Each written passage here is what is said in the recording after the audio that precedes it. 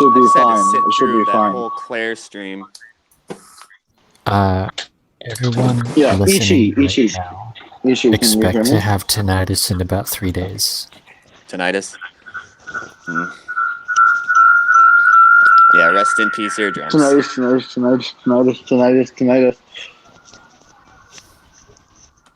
I don't know if you guys can hear, but there's like sirens going off in the background. There's like little kids playing. There's dogs barking. Yeah. Like Los Okay, it Angeles should is be. hell. I think it's working. Oh, is that bad? I don't know. Hello? Hello. It should be working. I think don't it's hear working. anything in the It's background. because my tablet wouldn't shut off when I shut it off right away. It just was stuck on. Yeah, well, I don't know what kind of sirens you're dealing with, because that's not tablet noise. All right, everyone, it's all working. It's working perfectly. Welcome everyone to the Babscast. Everyone, speak your speech. Welcome, Kyle fan. It's good to have you on the show for the first time. Thank you. Stellar J Adler, Ichi Lux, Daniel. Good to have you back from last night. Everyone, come say hello. Introduce yourselves. Talk about what's on your mind. What do you think of the conversation last night? I'm quickly running to Trader Joe's to get some groceries. I'll be listening though. Okay. I didn't hear too much of last night's stream because it was so spotty, the connection, and otherwise it was hard to listen to. So I just heard a little bit. I think I heard when James came on and had his spaz with Kyle. That was pathetic for James. Other than that, nothing.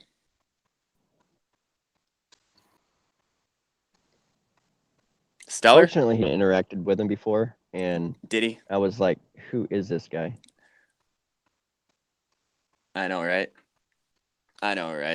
There's no reason to take him seriously at this point. It was funny, though. Another good chance for Kyle to stretch his Bant's legs. Fuck these people. I really wanted to chit-chat with Kyle yesterday, but I didn't get to because everyone was like spragging out on each other. So yeah, that was a bummer. Yeah, it was one of those nights. Yeah, so it goes. Everybody loves a Spurg Fest, though. Well, I mean, I guess it's funny, for like 10 minutes, but after a while I noticed that I was kind of listening out of obligation. Yeah. I don't think that it would have been a Spurg Fest if James wasn't there. But he sees himself as kind of the bouncer of, for right wingers. Yeah, I think, right? Yeah, that's... There's Jesus people and Hitler people. So that's not... Okay, that actually makes sense. It was funny that he got a little drunk.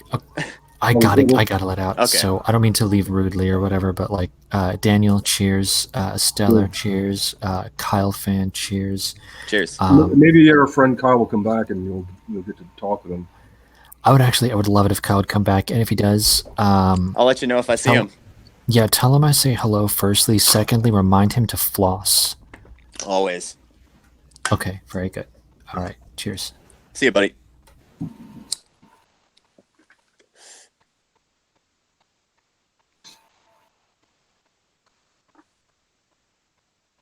Daniel? Well, I just have a bit of advice for Stellar that he should be listening to Rufus over on Praise of Folly, because he's talking about organizing Christendom in America with statewide lodges, a whole manor bund.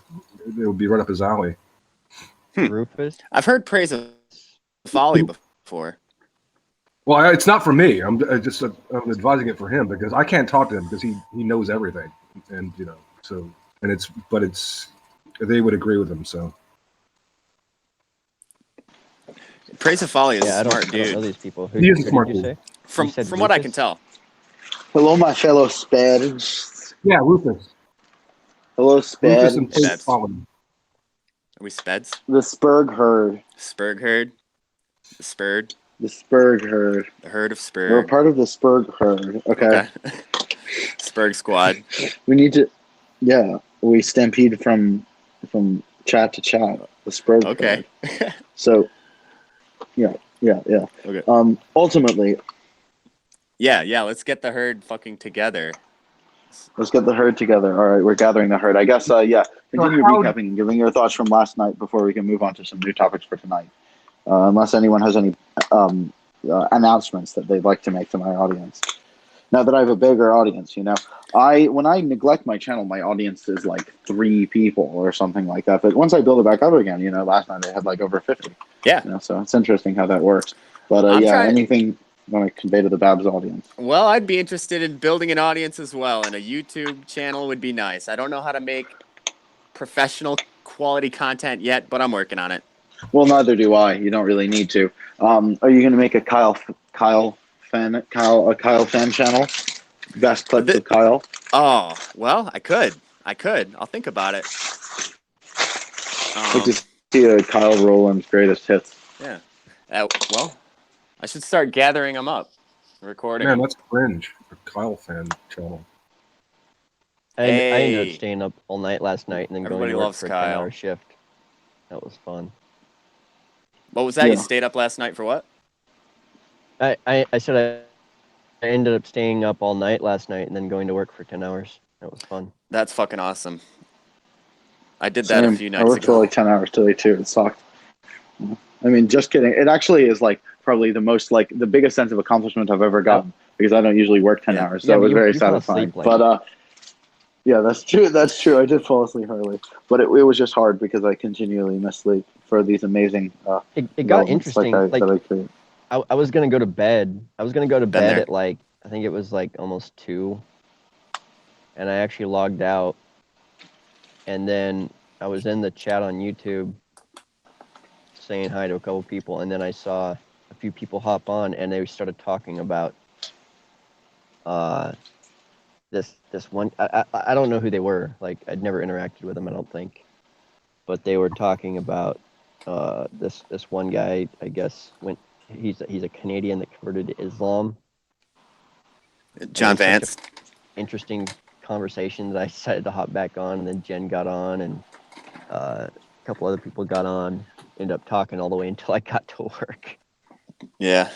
Stellar, it's almost an emergency. They're in the midst of that. I'm not telling you to go, but in the truth, in a way, you really are missing out on your calling.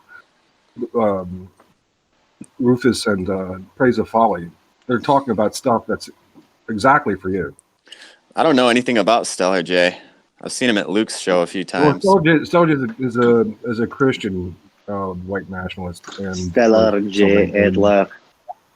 Nice. And that's exactly what they're talking about. They're talking about organizing Christian, Fellow Stellar J. but it's on a very intelligent level. Because as you know, Praise of Folly is intelligent, and so is Rufus. They have I've never heard of these people. They have a YouTube channel or something, or what? I've heard of Rufus. Well, no, I've heard of Praise of Folly. Hold on, Kyle fan. Oh! Praise of Folly. Go Google Praise of Folly, and they're in the midst of the stream right now, and you can sample it. Just put it on mute. It sounds like you're telling him to leave. No, I'm not. I'm really telling him for his own good. He can listen to it afterwards, but if you were to go there now, he can participate in the chat and so forth. Yeah, go spurg in the chat. Yeah, I just subscribed to their channel. I'll check it out later. But he's a Christian, Praise of Folly. Oh, that's cool. Yeah, I was interested. I got really interested in Praise of Folly, just like halfway. I meant to check him back out when I saw that he was associated with the Adventures in Odyssey thing. Have you ever heard of that? No. Okay, I grew up listening to those, so I'd be interested in it. Yeah, it's like really family oriented Christian stories, and they were on cassette tapes back in the day. Yep. I remember that. Grew up on that. Yeah. Oh yeah, good times, good memories. Although I must say, I do hate talking about Christianity. I much prefer moving in a new direction. Well, I'll talk about because whatever. you hear the truth, it makes sense. The truth, right? Like there was nobody landing on the moon, right? Jesus.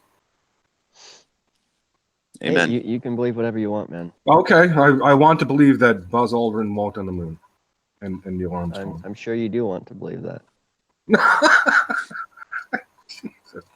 You're making my case for me, but sometimes you would prefer a better challenge. He wants to believe. I'm not trying to argue. Oh, okay. I'm not trying to change your mind. Oh man, It doesn't matter to me. Okay.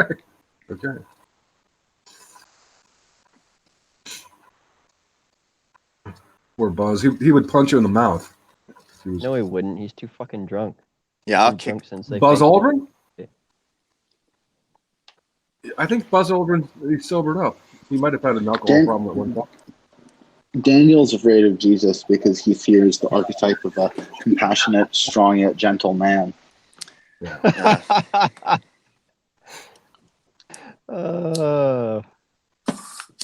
that just got gay. Sorry about that. Wait, not that it was my fault that it got gay. I'm blaming Daniel.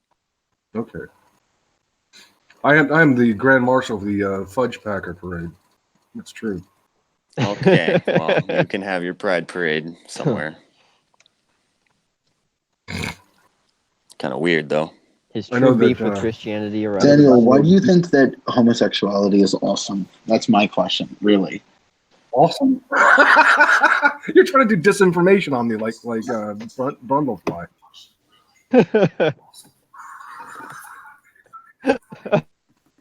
I just think it gets way too much. It gets way too much attention by right wingers or way more concern by right wingers than it deserves, and I think that's it's a distraction and diversion on the part of our enemies to get us, off the race issue and off the race issue. It is one of the three major categories of political correctness. You have gays, women, and blacks to begin with, right? And so gays, women, blacks, and Christians. Fuck off. No, I didn't say that. No gays. Please don't put words in my mouth. Okay. Hey, don't put. All right, sorry. It is one of the groups, the action groups or the advocacy groups that's been Happy Sukkot, dude. Action by Jewry. It's true that a lot of this program is thanks, Juice. nefarious. And should be countered, but yeah. the underlying phenomenon of homosexuality should not be all. Wait, you're blaming us for the? Okay. Yeah, hold on. We'll address that in a second. Yeah. Oh no, Dubin. Babs, you're responsible for the homos. Fuck you, Babs. No, I just wanted to say happy. He's not responsible for the homos. He's responsible for sending these drag queens into children's libraries. I did it myself. Duvid, I just wanted to say happy Sukkot. Thanks for stopping by. What are you enjoying tonight? Yeah, thank God. Yeah, I'm just eating, not in the sukkah, unfortunately. I wasn't able to build my own sukkah.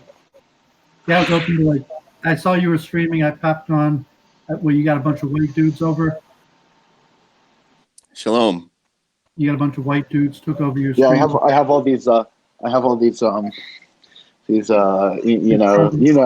usual. It's the white nigga channel. We're just squatting here on Babs's channel. How do we call them? This is what's the kosher goy stream. What's the correct term? It's sort of like when you let it. Yeah, it's like I'm renting out a few extra apartments to them. But Daniel's your new He's letting the space.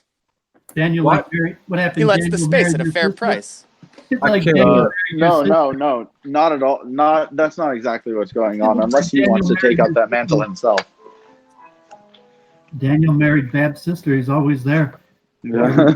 Check the channel. He's like, take a look. I thought, Duvid, I think you might find this interesting. Yeah, I certainly to jump back a minute. I wouldn't blame homosexuality or the movement as a whole on Jews. However, would you deny the role of some Jews or a large portion of Jews in the trans movement? Duvid, before you answer that, I just wanted to show you who's this old home. This old home restoration. I thought this would be up your alley. Check it out. That's actually really cool. Yeah. This is an old home currently in the middle of being restored. Yeah. I'm making my way up, dude. Yeah, but sorry. Back to the question. You were asking Duvid and Daniel a question. I definitely believe that the Jews have a huge part in making it into a political movement in its exaggerated, hyperbolic form. As an underlying issue, I would not blame the Jews. But as for the political form and the advocacy, I think they have a major part of it. It's one of the three central politically correct groups, along with women and blacks, or to start with. I would posit that I agree with that, but there's a reason for that. I think that especially in the U.S., it's organized. It has been to disrupt white organization. Well, I mean, you could say that. There's also just the fact that as a minority group, it's in Jews' interest to ally and instigate other minority groups in a coalition Against whites. Yeah, political that's power. what they do. That's what they do. Whoa, who's that? Jews. Hey, it's No, Warriana. this guy came on. Yeah, I talk about this with OV a lot, and I know like everyone knows left-wing Jews, right? Some crazy left-wing Jews, and I think they do it because some of them genuinely think they're helping other people. Right. We can't have another Holocaust against the gays. We gotta fight for their rights. The reason I made it a specific question is because homosexuality has existed with and without Jews for a very long time. My question was specifically the trans movement, which I personally see as heavily involved. Daniel, as someone of partial Jewish descent, perhaps you could comment on the origin of alleged origin of transsexuality amongst Jewish people. Would you agree with that, Daniel? You're making from last season? happy. I can't even tell if it's a repeat from last season or not. Yeah, except this time we know Daniel's a Jew. This is like a repeat from last season. Like, Can I have a Blue Molar? there's some sort of computer trick, Babs. You got all these like white dudes on to make it look like you got white friends in your. Yeah, these are advanced pieces of software that I got Kyle to write for me. Actually, tell him. Token white Russian bot. Who's the one who's trying to infiltrate here? Who's the one who's trying to?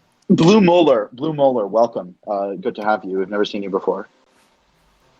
Oh yeah, I came on here before in like May. What's on your mind? What's on my mind? Nothing.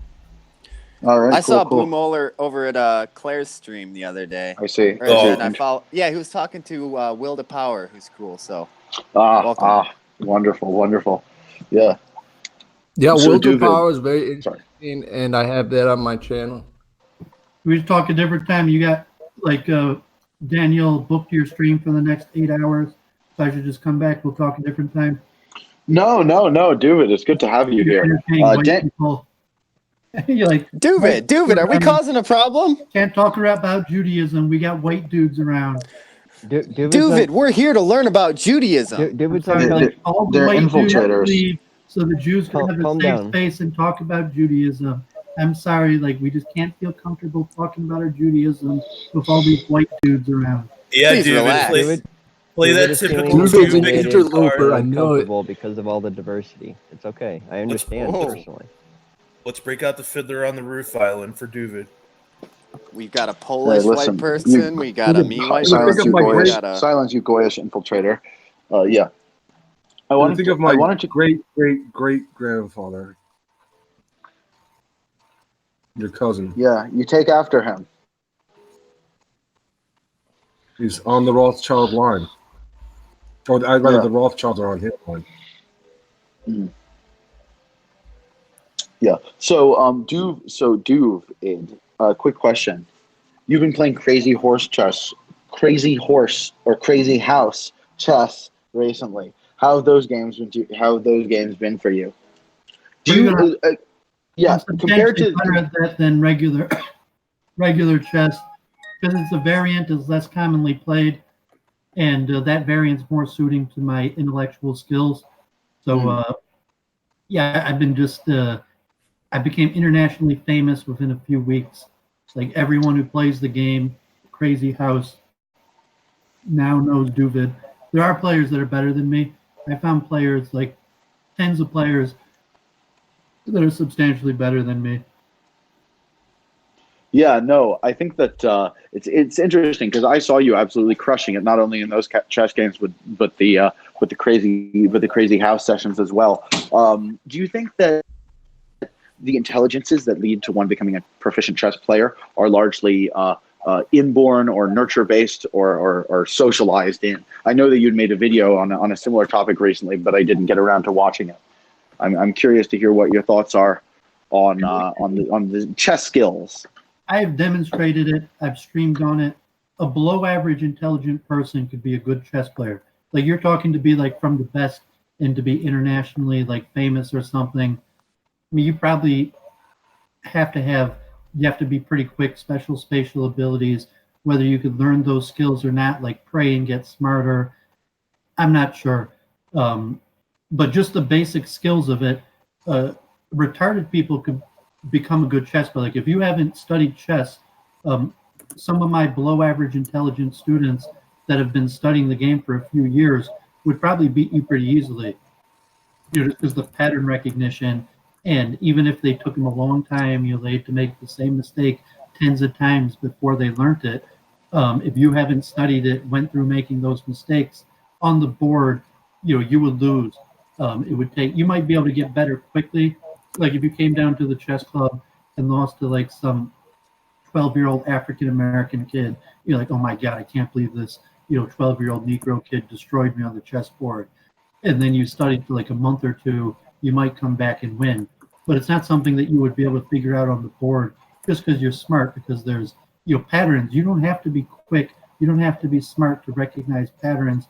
It just takes longer and more effort.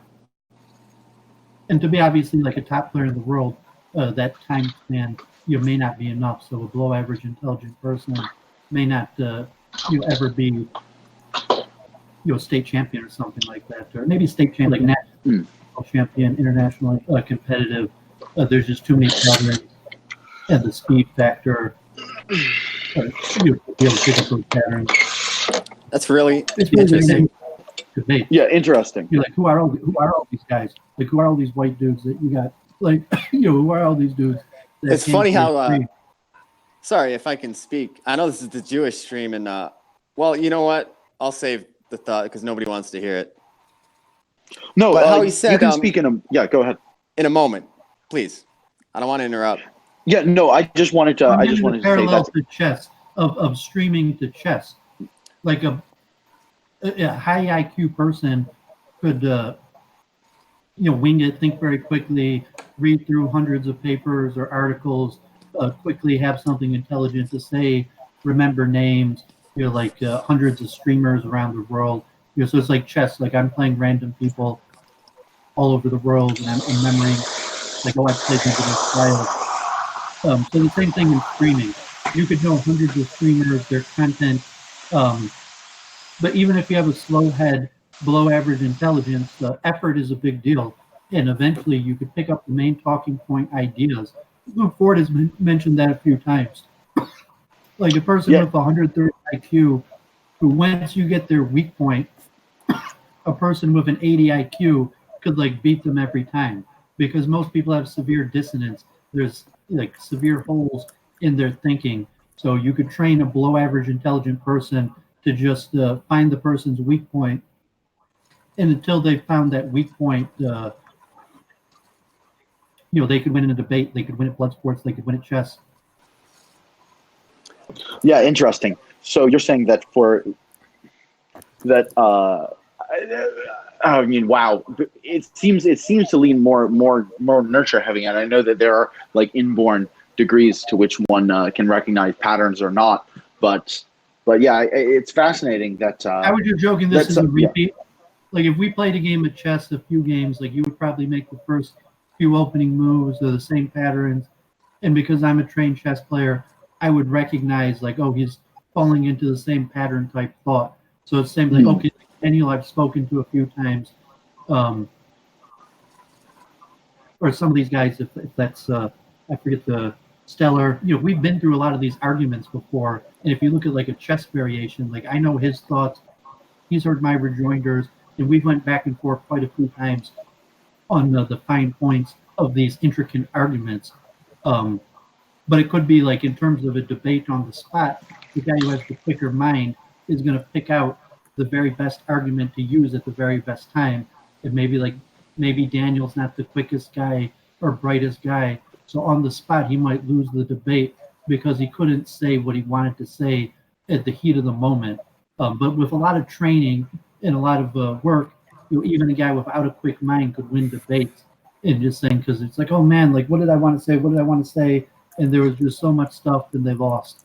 So there's almost an exact parallel between debate and chess in terms of like variation, practice, studying the arguments, preparing for your opponent, and various things. But you like Daniel, he could defeat a lot of Jews because he's went over the debate the points. He knows the arguments. He knows the thought patterns. And even someone like Ben Shapiro, let's say Ben Shapiro is a genius. Like he went to Harvard Law School.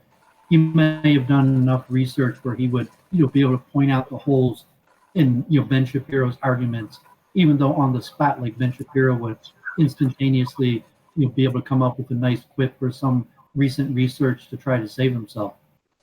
Ben Shapiro would be an interesting match to see Daniel. Kyle is like a wannabe Ben Shapiro. But I say if you can't beat Kyle, Kyle's better than Ben Shapiro. No, he's not. Yeah,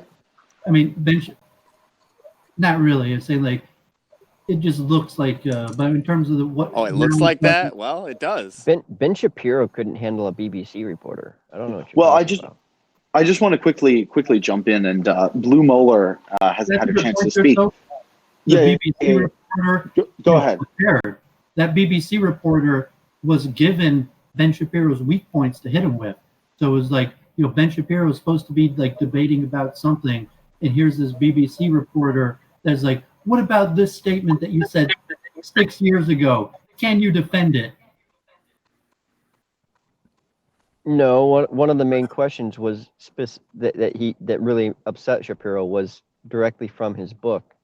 And while there is some truth to what you're saying that the reporter was prepared ahead of time, etc., my rejoinder was mainly in regards to your statement that Ben Shapiro might be able to think quickly on his feet and come up with the right argument at the right time. Like I was just kind of being a little bit snide, but you're not undefeated. I personally don't think that Ben Shapiro is very good when he's not prepared. Like Ben Shapiro's whole shtick is to have a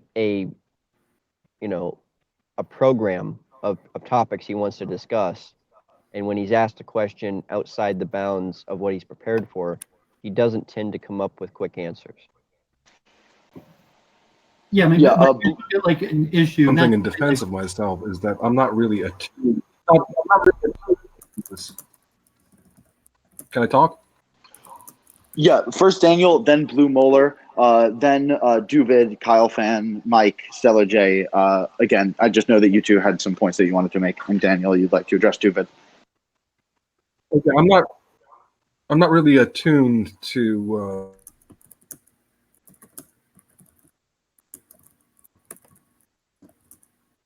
debating, and this is not what I learned. And the competition for me is really against errant theory, not against interlocutors.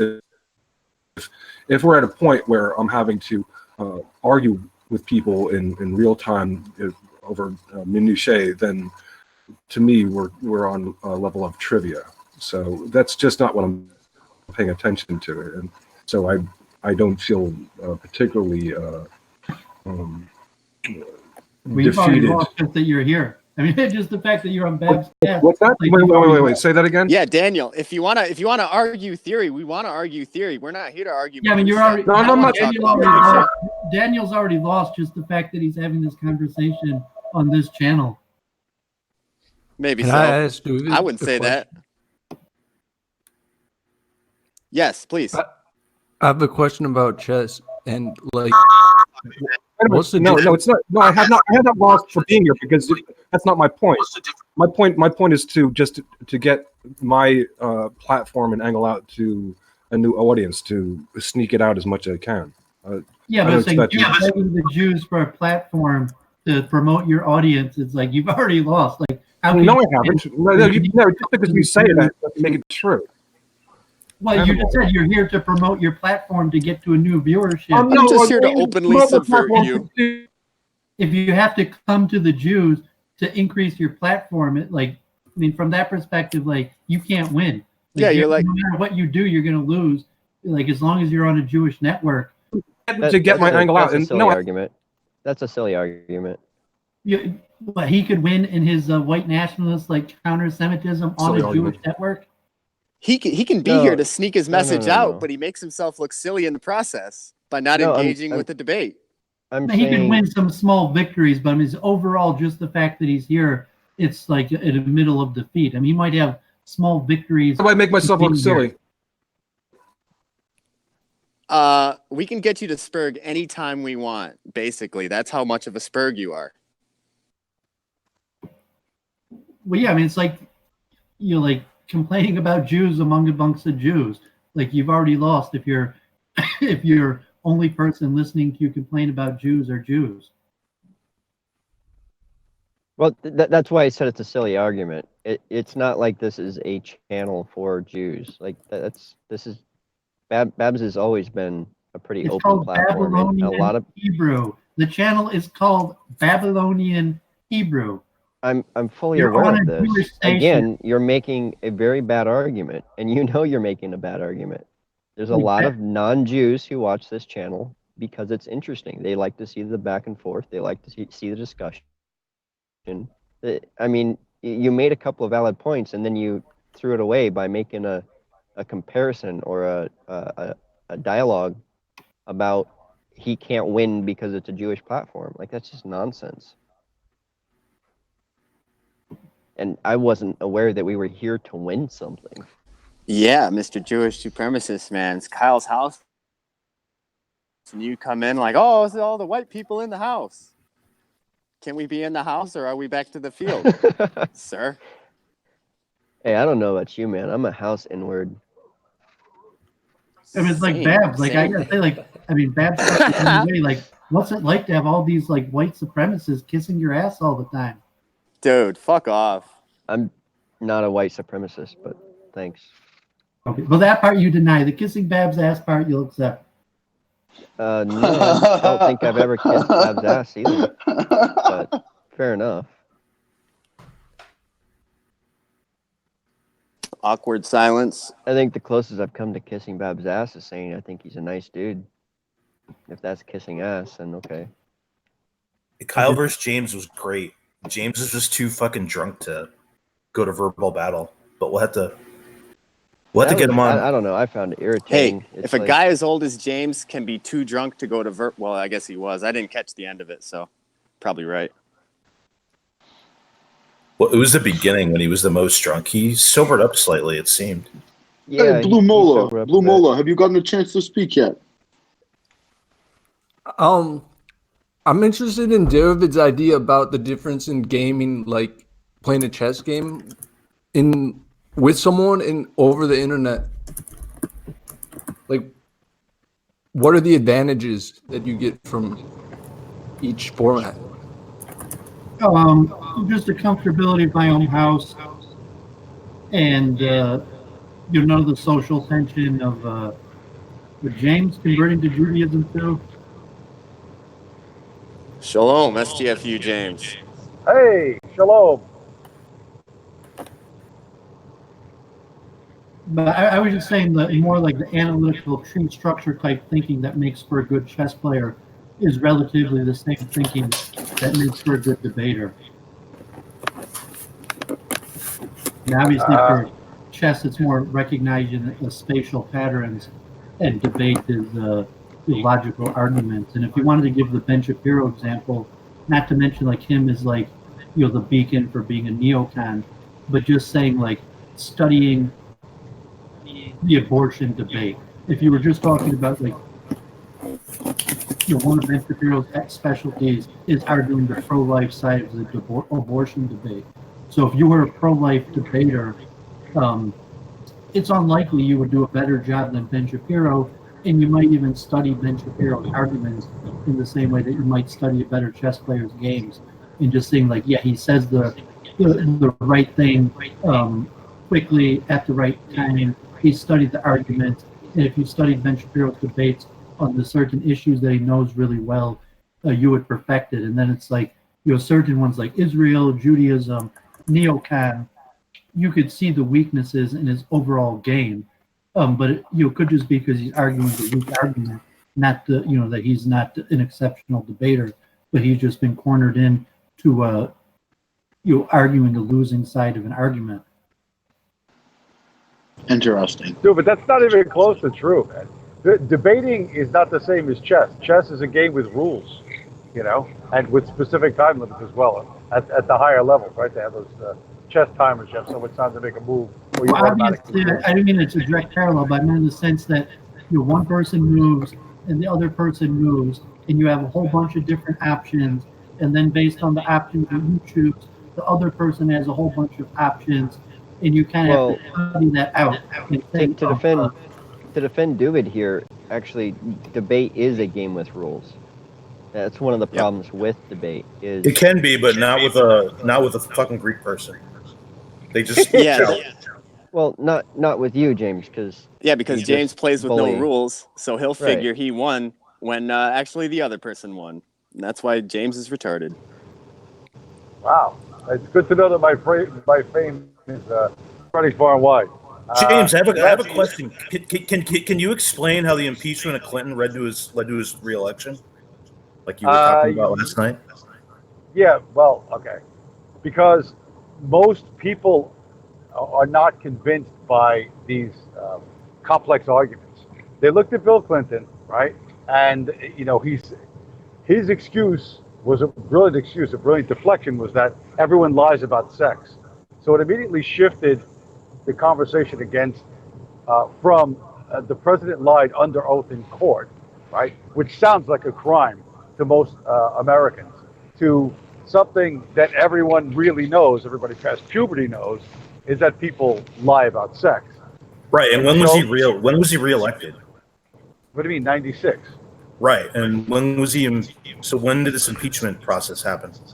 I think the Ken Starr investigation started in 95. It drug on for a really long time. He was impeached at the end of 1998. So you're thinking of the budget battle and shutdown. That's what got Clinton reelected. Clinton got elected based off welfare reform, which he signed in the Rose Garden, and Jesse Jackson and all the Dindus went crazy. Well, that could have been it too, but it was the budget shutdown as well. The Ken Starr investigation drug on for years and years and years, just like the Mueller report has drug on for years and years and years, right? And right before the election, they're gonna drag out Bob Mueller again to try and do something to hurt Trump in the polls and make him lose. And that's what the Republicans did with Ken Starr and the Whitewater investigation, which led through all sorts of things and eventually got to impeachment. But the American public had tremendous sympathy for Bill Clinton because they did not see a crime. Okay? It was a long, complicated investigation, like Mueller's long, complicated investigation, that ended up with a nothing burger, as people like to say. And Bill Clinton was more popular when it was done than when it started. And it's very likely that template is going to play out again, except with the roles reversed, with the Democrats going after Trump the way the Republicans went after Clinton.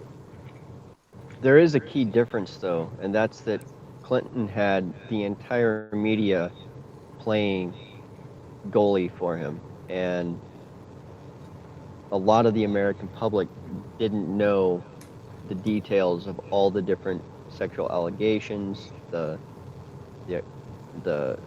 accusations of rape. Trump doesn't have that. What he does you're talking about Kathleen Willey. You're talking about Kathleen Willey and what was that other woman? Paula Jones. Paula Jones. Those things. Yeah, that was in the alt media, I guess, at the time. The media, more than the mainstream media, pretty much buried it or dismissed it. Trump doesn't have that, but what Trump does have to counter that enjoy your white dude, Babs. hit me up if you want to do a Jew cast. Oh, before you leave, David, before you leave, I have a question. I wanted to get it in earlier, but it kind of got buried. Chess or Othello? Chess is really the only game I play backgammon, and I played Othello a few times, but chess is my game. Backgammon I'm decent at, like any other game. Okay, fair enough. I'll leave you white dudes to it. I was looking for more like Jew talk. Yeah, sorry about that, David. No problem. Enjoy. Catch you later. Thanks for stopping by, David. Sorry I wasn't around more to guide the conversation. Jew it I've up just a been little walking bit. around BC, you know. I understand Cool, all these Filthy. Wait, what? Shalom. David, love you, buddy. Babs, you're down in DC. I just left Baltimore, bro. Like 30 minutes away from you. 40 minutes away. Oh, I really wanted a chance to talk with Dude, but I have to wait another time. Yeah. Thanks for showing up. It's rare with guys like Dude that you find someone who's like Jewish and religious at the same time. Yeah, you and him could talk, for sure. I'm sure he'd be more than happy to, but all the white people are shitting up the house today. I think that's mostly because a lot of religious Jews keep to themselves more than the secular Jews do. Yeah, indeed. The more religious, the more they're likely to, quote, keep to themselves. One exception being Chabad, even then they largely only attempt to communicate with and proselytize the more secular Jews, relatively more secular Jews. So yeah, it's interesting. Right. David has his own unique take on Judaism. You know, that's influenced by his unique perspective, which you know, he's simultaneously quite religious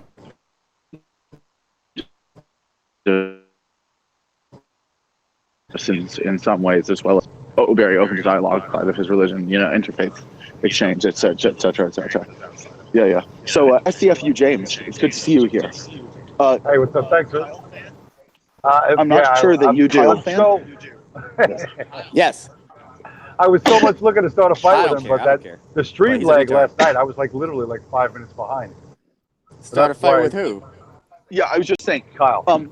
Everyone here, if they have any choice words for James here, now's the time to let him have it. We've got Daniel, Kyle Fan, and Mike. If any of you would like to tell James to STFU or Stella J. Adler, now's your chance. And James, I'm sure, has some choice words for you as well. There's one thing. Go ahead. I was just gonna interject. Why does everybody keep calling me Adler? Atkins. I didn't say Adler. No, Bab said Adler. I was curious whether it was a mistake or a tongue-in-cheek reference. He calls Eki Ichi, so he's a kidder. Unless No you're worries. fucking purposely trying to offend him, Babs, in which case, have at it. No, I just wanted the context if there was any. So, no further comment. I was gonna say James is good on these streams. You know, we got to have him keep coming back. We got to have him on with Kyle again.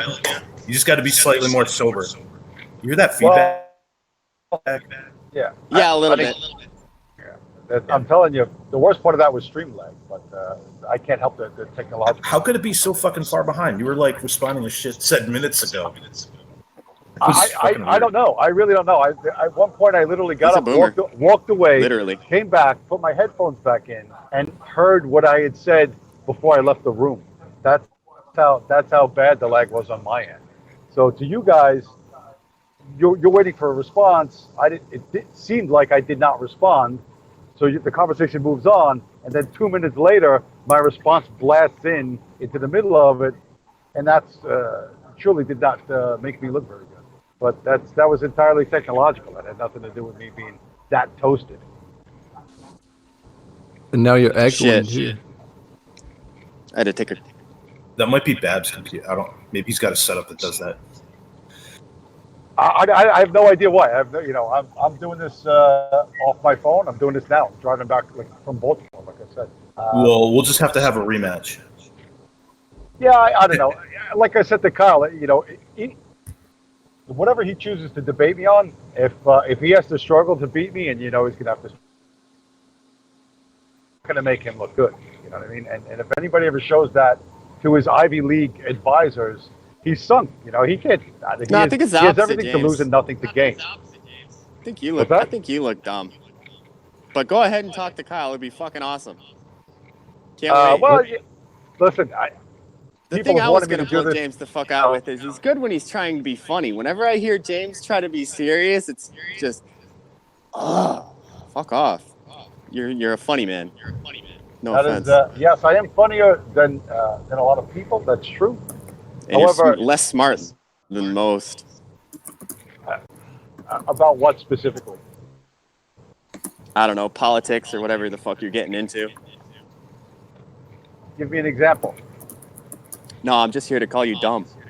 Kyle will give you the examples. All right, that's so you're not an athlete. You're an athletic supporter. I get it. No, I'm an athlete, not an intellect, motherfucker. So, Well, you said was one your- thing that really upset me, James. Yes. You said that Andrew Dice Clay he's a fake New Yorker. How can you say that? Well, I don't know if he's a Jew who pretends to be an Italian street guy. So you're saying he doesn't really talk like that in real life? Well, listen, you practice anything long enough, and that'll become your persona. Well, I mean, he obviously has a shtick as a kind of ridiculous type of stand-up comedian, but you're just saying he doesn't talk like that. He would have like a Jewish Probably accent. not. Well, you have to go back and find him from 1983. I don't know that he has a Jewish accent, but he didn't sound that way to begin with. That's not how Jewish guys sound. That's not how Jewish guys from New York sound. What if he grew up around Italians? Like he grew up in your neighborhood or whatever. What if? Yeah, another hypothetical, another abstract. It could be whatever. No, that's fiction. You have no facts, no data to back up your contention. Well, I mean, you say the same thing about what you're saying. Not exactly. He just gave the example of how back in the 80s he didn't talk that way. No, he He's said saying he's adopted you would have to go back to comedy clubs and find tapes of Andrew Dice Clay in the 80s and to see if his accent was quite as heavy or if he broke character when he stepped off stage. Well, it would be kind of funny if he had like a very Jewish accent. That would be hilarious. Okay, all right. I'm just intense because I like Andrew Dice Clay. That's all. He was funny back in the day. I mean, for me, it was it got old fast. But then again, I grew up in and around that environment, so it's not new and exotic to me. To the rest of the country, it probably had a much fresher appeal.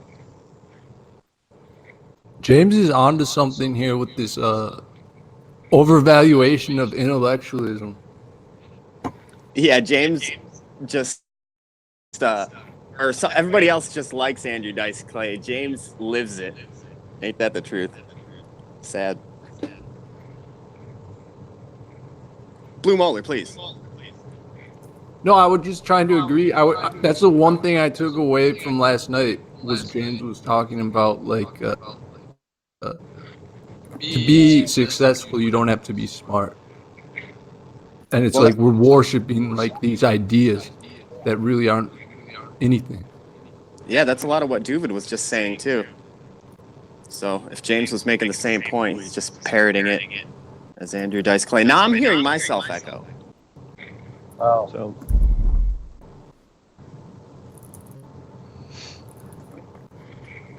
Sorry. Well, I'll tell you that your arguments are really weak. My arguments? I love yes. Against what? All you guys are you're like daycare revolutionaries. Fuck. You honed your rhetorical skills by making the $7 an hour minder in the daycare that you grew up in cry. That's Fuck off. And because of that you think you're a mighty hero, but the truth Nobody is think- you really suck.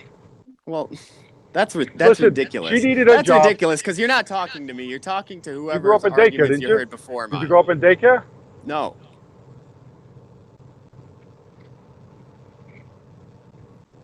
So I didn't know we were arguing about something. I got sent Are to we- daycare. this I had guy's to trying to stop. say that my whatever I say is an imitation of. Yeah, that's what I said. Yeah, no, it doesn't It's make true. sense. It's shit. No, it makes perfect sense because what Blue Molar said was he was complimenting your argument from last night. And I said, yeah, that's what Duvid just said. No, That Duvid So you're says saying you thought that up before Duvid did? Duvid is funny in a different way than I'm funny. But Duvid's not funny. Duvid's style is to Well, say. Duvid is too funny in a different way than you are, but he's much smarter. Why did you just repeat what I just said? What the fuck did you just say to me, idiot? I said, Duvid. Say one or two things that are relatively true or you might not want to argue with, and then as he continues along, he says things that are less and less true, more and more abstract and hypothetical, until you're agreeing with whatever he comes up with at the end of the sentence. Well, let's put it this way, James. If you're copying Duvid's arguments I am and not. trying to parrot them and make them better, you're doing a worse job than Duvid is, which is hilarious because Duvid's not the best arguer that I've heard by a long shot. Wow, you just contradicted yourself in two breaths. One up that. First I'm imitating Duvid, now I suck at imitating Duvid. Yeah, both are true. Can you actually decide what it is you want to say next? Yes. And I've said all I need to say for now. Okay, get up the stream then. No, fuck you. This is my stream now. You're done, except you're not done. Right. What else is new? Kyle Fann's a demagogue. Am I? I don't know the meaning of the word. Kyle Fan, you've been all over the place, right? Yeah. OV's show, Kyle's show. Yeah. I tried to get on Claire's and she fought me, which is awesome. Why does Claire? Oh, hate yeah. you? I don't think Claire Cole You don't hates give a anything. shit. So maybe she loves me. She loves you. And that Ouch. includes your own family. Okay. That's harsh. That's just true. That's just rude, buddy. You got any good arguments? Because that's a lie. No, Daniel. That's a lie. I'm sure the guy loves himself.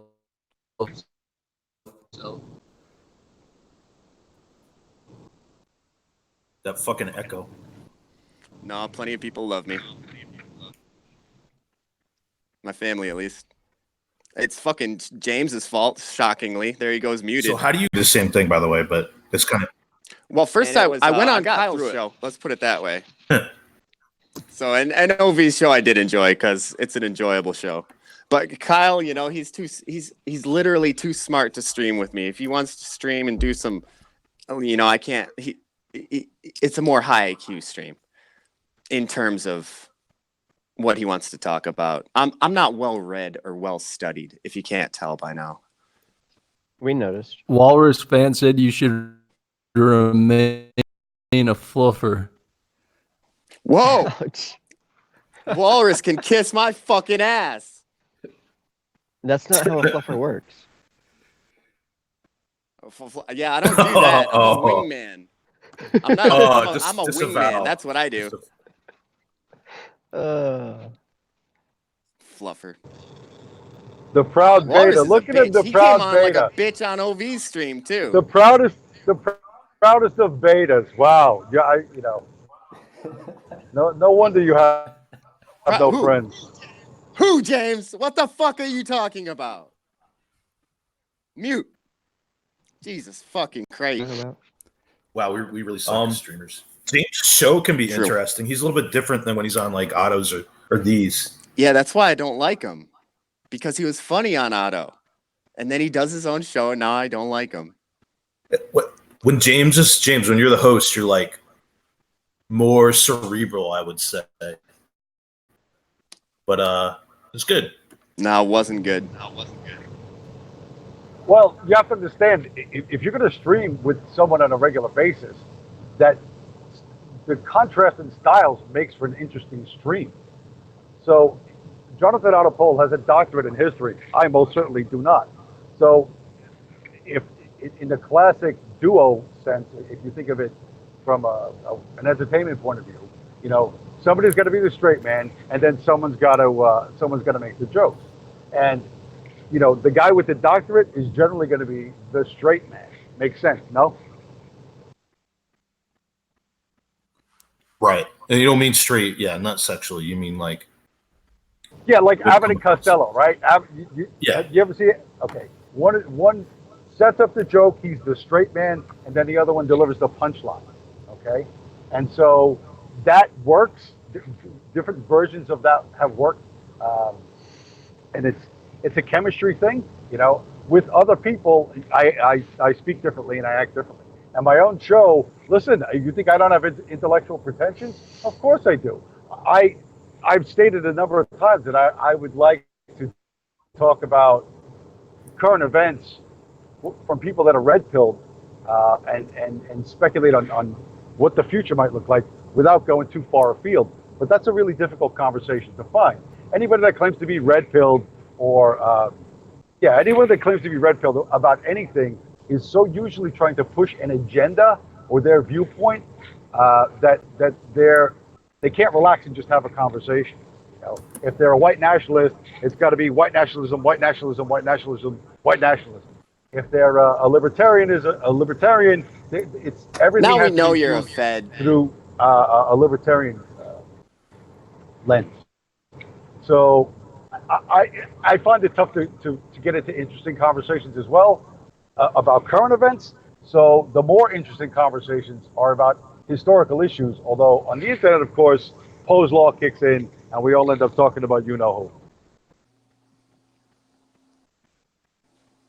Yeah, well, it's been done better. Good luck, though.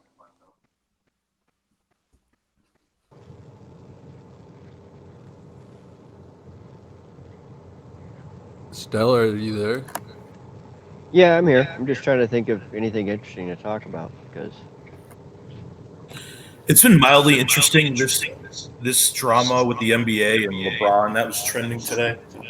How he said I had actually that is an interesting thing. I had fun ribbing my friend who thinks that LeBron's this intellectual, and it's just like, dude, he's such a fucking moron. And you know, it's kind of fun to show him that he's like and be like, yeah, he's such a brilliant guy. I'd love to be his publicity agent right now. But I mean, it's just kind of funny. They're always wanting to speak out on Black Lives Matter and tranny bathrooms. They took a stand on those, and you know, Trump's tweets and police shootings. But when it comes to talking about the People's Republic of China government, now that there's real money at stake, you know, nobody you want anyone to say anything. I had friends telling me that Blizzard actually locked accounts so that people couldn't cancel their accounts. I don't know if this is true, but I haven't played video games in a while, but I had friends telling me that Blizzard had actually made it so that people couldn't cancel their accounts. Yeah, but I mean, it's just interesting how China has a lockdown on dissent from, well, not just its own population. Well, anybody who wants to do business there. It's woke capital, right? Like, with the exception of like Trump. Well, yeah, but it's like these companies are so desperate for the huge market of China that they will bend over and, you know, do you know what to appease the communist regime. It's almost funny if it wasn't so. Well, you're right that it's all about money. The problem is the American market for sports ball is saturated, and you know what the NBA is looking to do is, and the NFL tried to do this for years and still tries to do it. They're not looking to do it. No, in pushing American football over. The market for the basketball market in China is larger than the U.S. Right. already. And the NBA is looking to market their brand, because it's like I said, the American market's saturated. There's no more money to be squeezed out of it. And as America becomes more, Mexicans, they're not Yeah, big fans of basketball. they couldn't give a You know what I shit. mean? That's right. That's something I have So in common with the our Latino NBA, friends. the NBA is in a position of being a traveling salesman. They got to go knock on the door of China, and China says, bend the knee, and they will bend the knee. And they will make all their players do the same. And as for people who love LeBron, LeBron has been held up as something special. He did a fake hate crime in his own house. You know what I mean? Not that long ago, the story kind of vanished, but supposedly there was, whatever, somebody wrote the N-word on his garage or some nonsense like that. And we all know in 95% of these cases, Yeah, those stories happen they're all like 5 hoaxes. times a week, and they're all fake. Well, they don't usually happen to people like LeBron James. Well, yeah, That's my point. But they're not going to they investigate still him. don't happen to a lot of people like LeBron James. They're not going to investigate him or charge him with anything because he's LeBron James. Like the Jussie Smollett thing with from last year or earlier in the year. I tweeted to a friend of mine that nothing would happen to Jussie Smollett, and he's like, no, the DA is preparing 17 felony charges, this, that, and the Right. other. And I said, not going to happen. There is no way you will indict and jail someone for exposing the narrative for what it is. That's just not going to happen. So, and I was right, because you have to maintain the narrative, right? And this is what that ended Jussie Smollett's career. But the NBA, again, they're like a traveling salesman going door to door, trying to get people to buy their product. And you're right, China is the biggest market worldwide. Even Apple, the reason why Apple and these tech companies, bend the knee to China is because China's where all the new money is going to be made. There's no more iPhones to be sold in America, but there's probably 100 million new iPhones to be sold in China. So that's where the money is. And in order to get that money, you have to bend the knee to the Chinese Communist Party. Then that's what you're going to do. Tucker actually had an interesting segment on this last week sometime. I forget what day it was, but Based Tucker is based. Yeah, I like Tucker Carlson when I see clips of him. I don't see Fox News a whole lot. I don't watch a whole lot of television. I don't even own the television. Yeah, I don't either. So what I see of Tucker is online, usually YouTube clips and stuff. Right, yeah, I like catching something on YouTube or somebody clips him and puts him on Twitter. He is the most rational figure in politics today, the closest thing to whatever, the Voice of America or what America used to be, Heritage America, than anything else. And he is, all in all, I think a pretty brave guy, considering he's smart enough to know what he's up against. Yeah, he doesn't shy away from the problem of the destruction of the middle class here. Yeah, no, He's my always favorite talking clip about for him is still where he's like, I don't worship capitalism. If you're capitalism is a tool and a structure to improve life, and if your system is making it harder for my children to marry and have families of their own, then I want to destroy your system and set it on fire or something like that. And I was just like, get him, Tucker. And like when we talk about this, we say there's no social mobility for people to like improve. And I think in the past, actually, what made the culture good was because you can always have this lower class of people that the elites just destroy.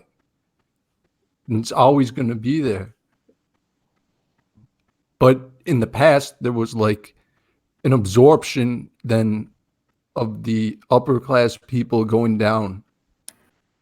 And now it's just like you can be upper class and be degenerate as hell, and you can keep your power. Well, yeah, because the systems become incestuous and corrupt. But there should be like a downward and upward social mobility. There's two parts of it. And now the new lower class is all immigrants. And it's foreign. It's not. I think you're almost right, but I don't think that's exactly accurate. There doesn't have to be mobility per se, but there has to be a thriving and majority middle class. When the middle class becomes minority, everything is going to fall apart, and that's where we're at right now. The quote unquote middle class is no longer the majority of the population. That's the problem. That is a huge problem for political stability, because Right. particularly Steve Saylor talks about this when he notes that really the 2008 mortgage meltdown had a lot to do with Latino default mortgage rates, which are much higher than even black. Right, and that was Bush. So, and this is what I like to. yeah, well, this is actually a good topic. I like to bring this up when these stupid fucking civic nationalists keep saying, well, maybe the Republicans will just have to, do something for minorities. Like, the Republican Party has been trying to pander and beg minorities for votes for decades. It's never going to happen. The whole thing with the mortgage collapse and the housing market collapse was a product of both Clinton and Bush, and it finalized under Bush Jr. And it was a push to basically give handouts, basically cheap loans, quote unquote, for housing and home loans to people who are not capable of ever paying said loans off or even making the payments on time, etc. And then you ended up, by law, these banks had to give the loans. And then when they defaulted, banks started bouncing these loans back and forth to try to stabilize things, to try to keep the things afloat. And all they did was sink everything all at once. And it all stemmed from a Republican attempt to pander and buy minority votes. Certainly that was part of it. They're going to come at this a little different. There was studies that showed that families who own their own home, their children are less likely to do drugs and do better in school and da-da-da-da. So home ownership was considered a worthy goal.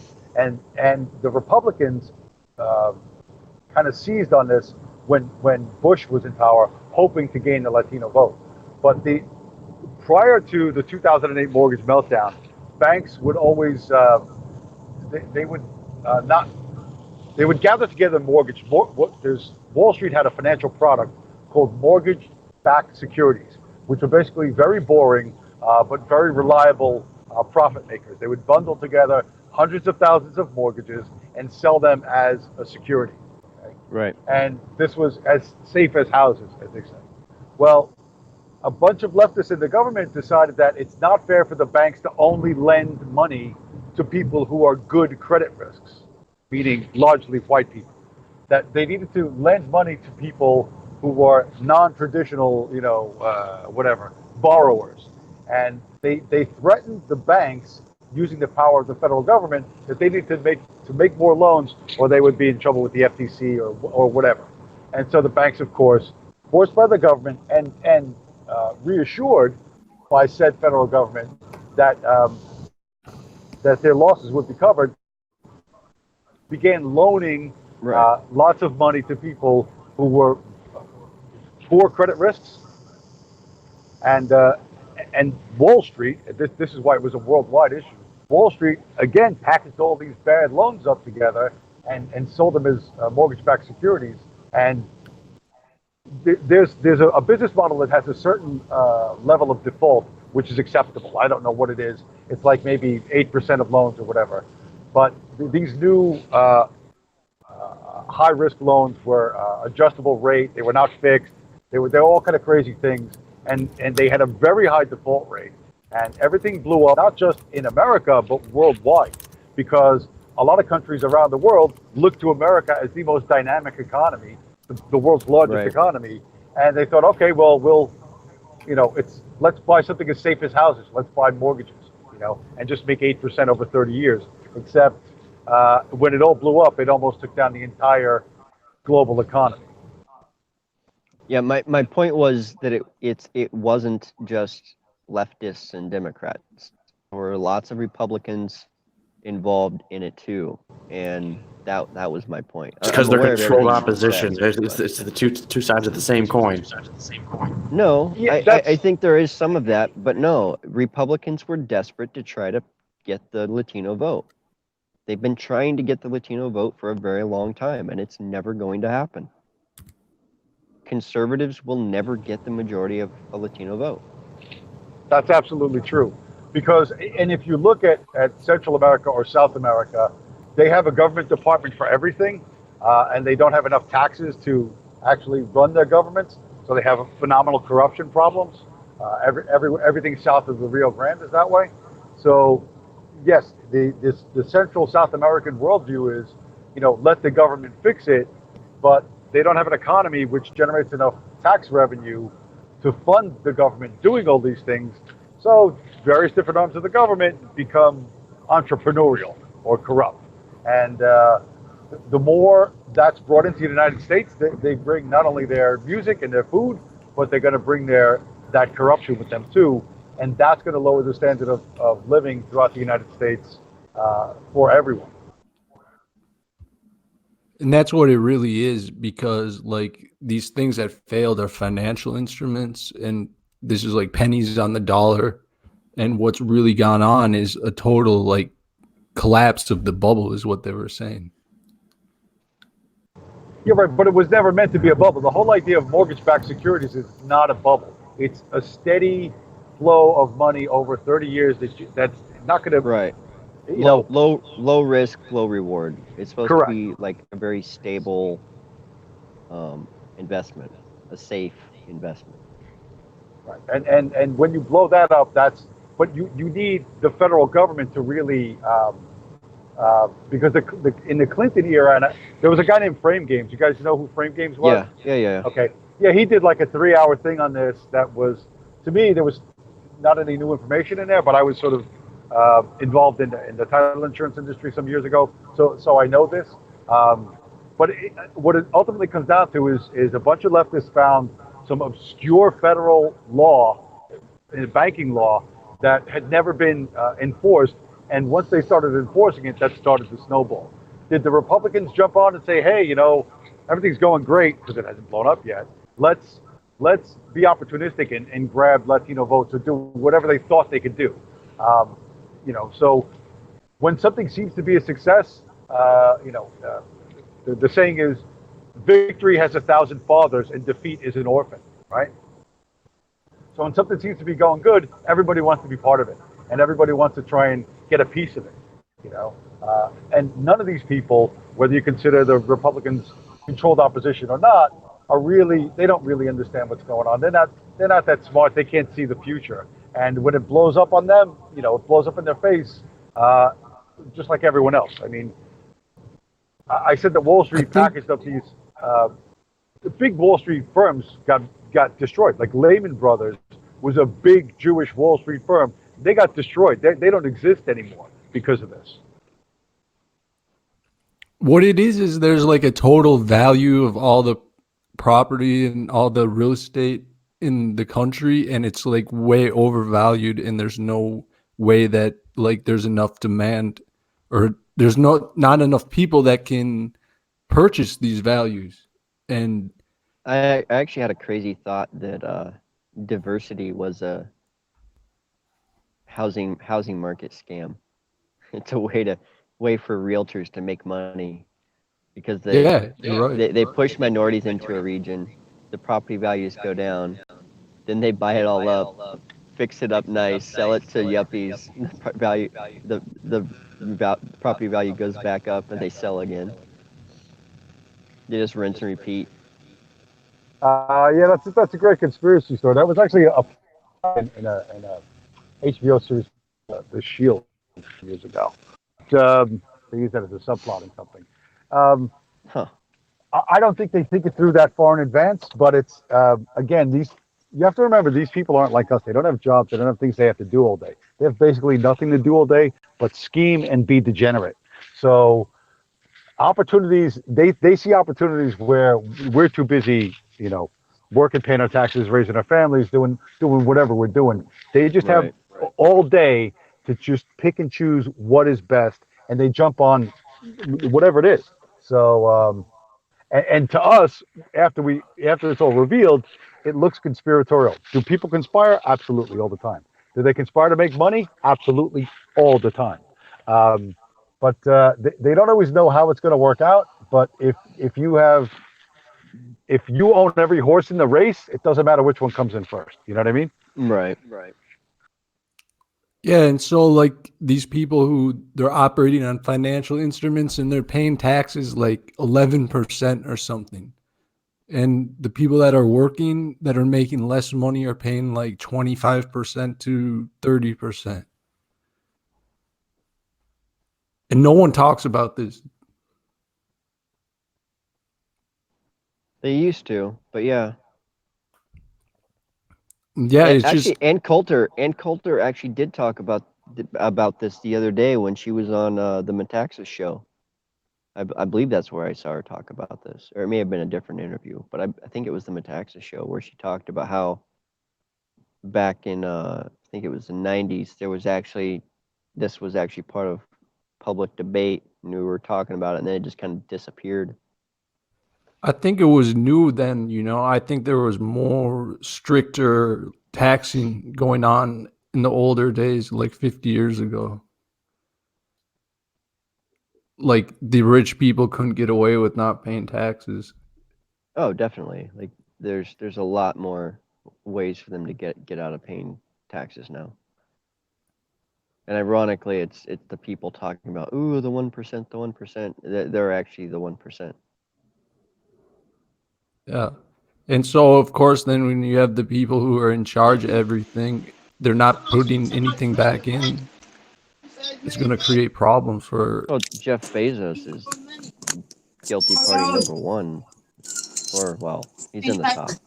Man, you got 25 cent, man. You got Sorry, no, I don't. I'm sorry. Hello.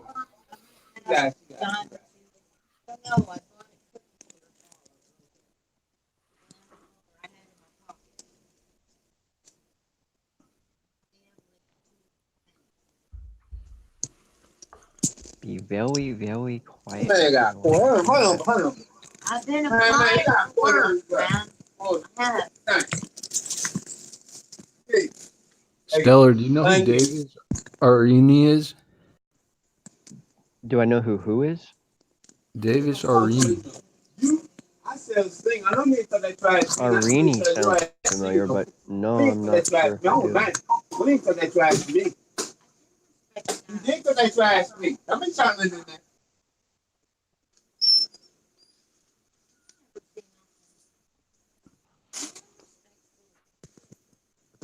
I have a theory that Babs does this when he's nervous, because that way if anybody jumps him, he's got it on camera. You're just living the multicultural dream. Yeah, unfortunately, it's hard to get away from it anywhere these days.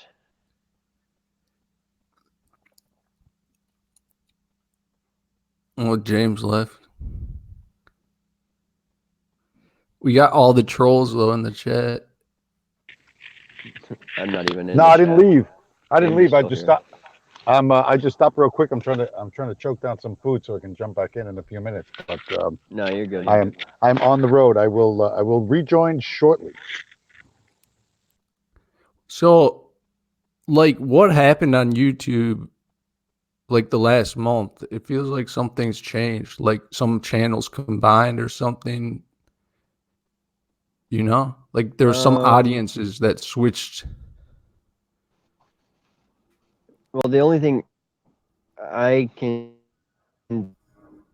think of that you might be referencing is Luke Ford's show kind of dissipated. He's still doing his thing, but I think a lot of his audience left and went to other channels. Well, like what I'm Outside saying of is that, I don't really know. Like I was listening to like Claire Carr, and I know Babs was on Claire Ka a few times, but like the audiences weren't really all there. It wasn't like as many people. And I was listening to some other conspiracy channels that they all kind of like merged together. Then all these different channels I'd been listening to where there was like 5 people a stream.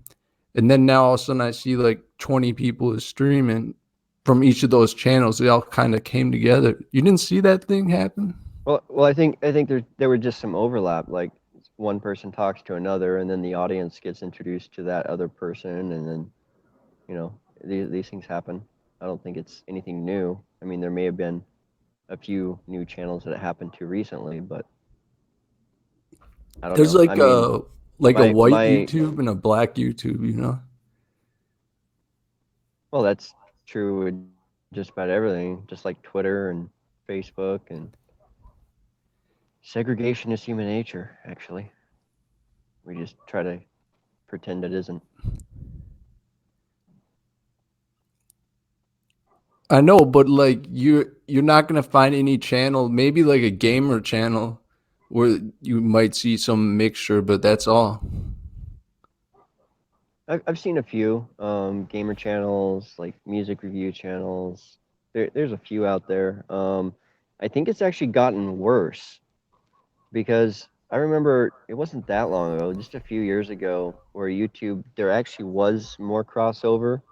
Like you had guys like that guy T, um, some black guy, that was his actual name, some black guy, and a few others.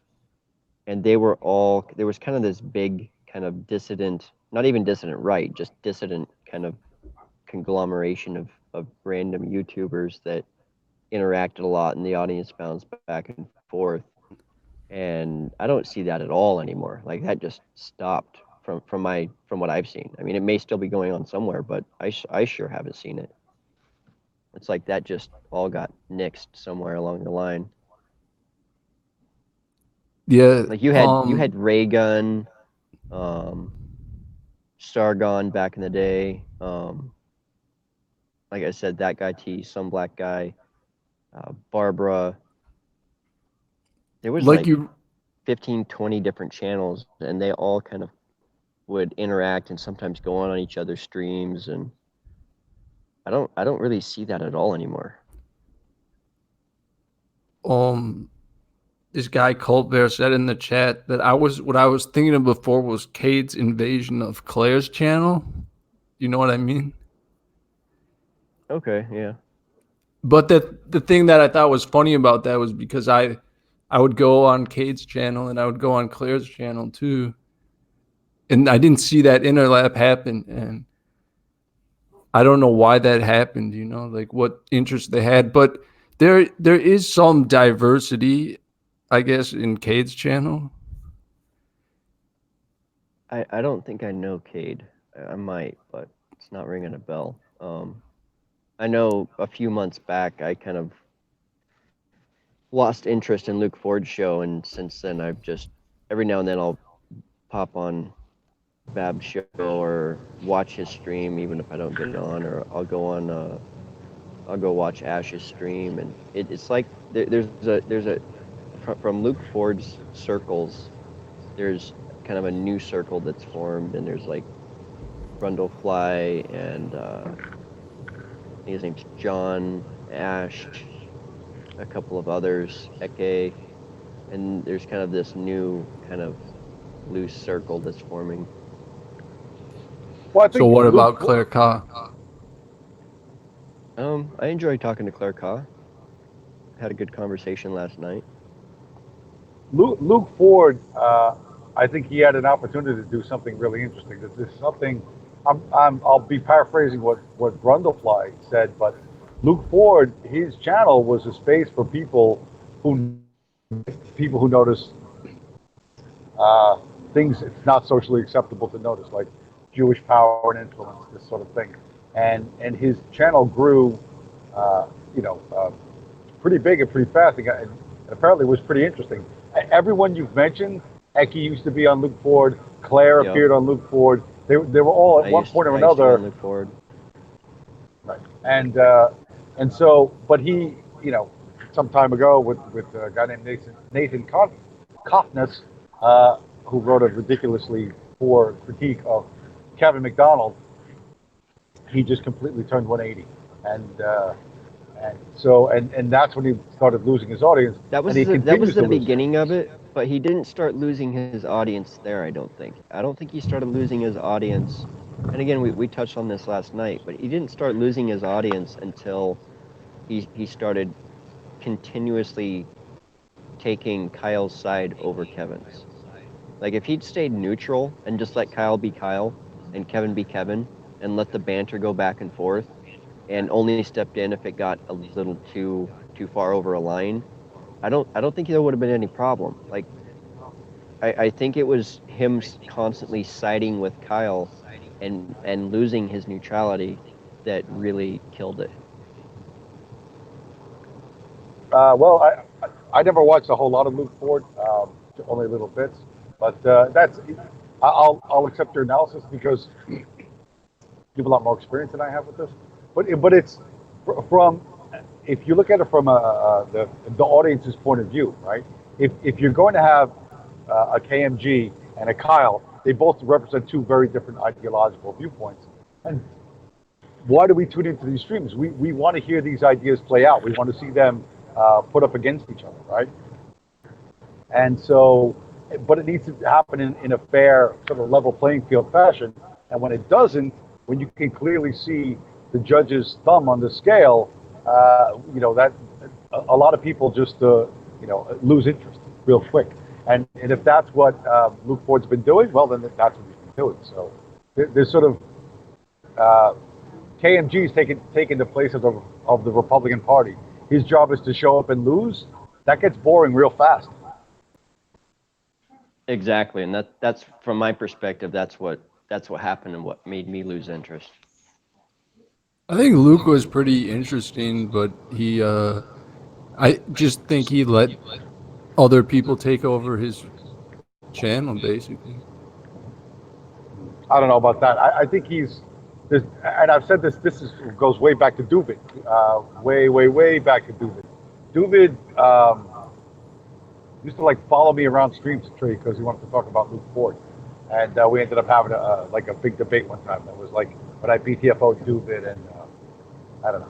That was my whatever. That's what a lot of people got to know me. But Luke Ford's his story was that he could not get out of bed for 6 years until he decided to convert to Judaism, and only the love of Judaism got him out of bed because he had Epstein-Barr disease or whatever, some fucking bullshit, And when I hear stuff like that, I'm like, wait a minute, what do you mean you couldn't get out of bed for 6 years? Who paid your rent for 6 years? Who bought the groceries for 6 years? There's, and that's never answered, And you might say, well, why do you need to know these personal details? The reason why it's interesting is because Luke Ford puts it out there. I somehow lived rent-free for 6 years, or without working for 6 years. I want to know how you pulled that off. There's a big chunk of the story missing, and that makes everything you do suspect after that. And he was a porn journalist, and now he wants to present himself as the arbiter of what is socially acceptable to speak about and not speak about, and he's going to decide, like you said, between KMG and Kyle who's going to win, and surprise, he always picks Kyle. And this lopsidedness is off-putting to a lot of people. I was reading the Wikipedia page on Luke Ford, and I wonder how much of it is true because, it doesn't really jive with what you just said. I think he converted. Wikipedia says, but it says he converted a long time ago, when he was 20 right. or something. Yeah, there's video of him from a long beard talking with rabbis, but the story that he tells himself, he's told himself that he could not get out of bed. It was only the love of Judaism that got him out of bed, got him out of a sick bed. And I'm like, well, if your family's in Australia and you're here alone in the U.S., who paid your bills, bro? Like, what? There's something wrong with that story. You know, for every criticism of me that you guys are level, the one you cannot level is I don't pretend to be something that I'm not. You know, I don't. I'm not going to sit here certainly with my accent and say, oh, by the way, I have a degree from Pennsylvania University in whatever archaeology or some shit like that. That's ridiculous. No one's going to buy that, and it's not true. So, but if someone presents themselves to you as, all right, I'm going to be an intellectual warrior, like I'm going to pursue the truth, and I'm going to have these conversations without fear, and everyone can state their viewpoint, and let's just have it all out. If that's the way you present yourself, okay, fine, but we need to know who you were before this, and of who he was and how he got to where he is suspect. It's suspicious. It doesn't add up. So the fact that he flipped in 2 seconds, when pro confidence, the fact that Claire Carr, Eki, all these people were once in Dennis Dale. Speaking of which, he used to stream with Dennis Dale all the time, and Dennis did a whole lot to played kind of the role of KMG for like 2 years, and Dennis to build up that channel for 2 years, and then he just chucked Dennis aside. So this is when you look at this sort of behavior, you go, okay, well, how committed to this guy is he really to honest conversations and having the truth? And I think from what he's described about himself and his behavior towards others, I would not put too much stock in Luke Ford, the truth warrior. I heard him make up stories, or maybe they were true, but I would rather some of the things he said was not true.